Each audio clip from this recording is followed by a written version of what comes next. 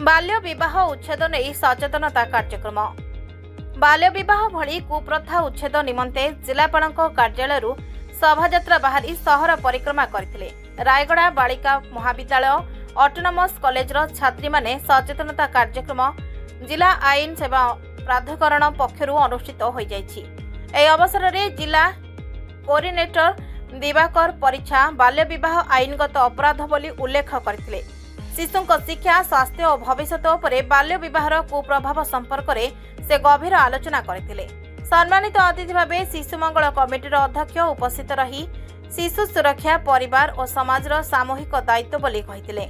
बाल्य विवाह निषेध आईन शिशु अधिकार और सहायता व्यवस्था संपर्क में छात्री मानकु सचेतन करथिले। जिला आईन सेवा महिला महाविद्यालय प्रधान शिक्षयित्री सचेतन कार्यक्रम पिलामानंक पई आवश्यक बोली उल्लेख करथिले। महिला महाविद्यालय समस्त शिक्षक शिक्षयित्री माने उपस्थित रहिथिले। जिला आईन सेवा प्राधिकरण कर्मीगण परिकल्पन रे सहयोग करथिले। परिशेष रे शिक्षयित्री अतिथि मानकु धन्यवाद अर्पण करथिले। नगर परीक्षा संकल्प वुमेन हब डिस्ट्रिक्ट कोऑर्डिनेटर आज हमर जो ए कार्यक्रम हेछि जातीय बालिका दिवस बा जातीय कन्या संतान दिवस 2026 उपलक्षे हमर सप्ताहव्यापी कार्यक्रम होछि जोटा 17 तारिख रु इंटर कॉलेज डिबेट कंपटीशन होता तापर प्लांटेशन ड्राइव होता प्रत्येक अंगनवाड़ी केन्द्र में आज थीम थिला आमर पदयात्रा हम जोटा कि आम लिंग भित्तिक असमानता दूर करने पदयात्रा लक्ष्य उद्देश्य थिला।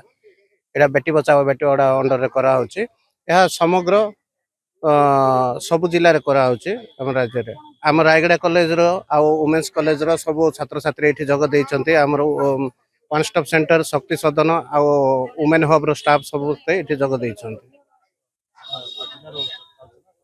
नहीं केवल डिस्ट्रिक्ट हेडक्वार्टर आज प्लानिंग थिला नहीं ब्लॉक वाइज करा। Bureau report Harshika media.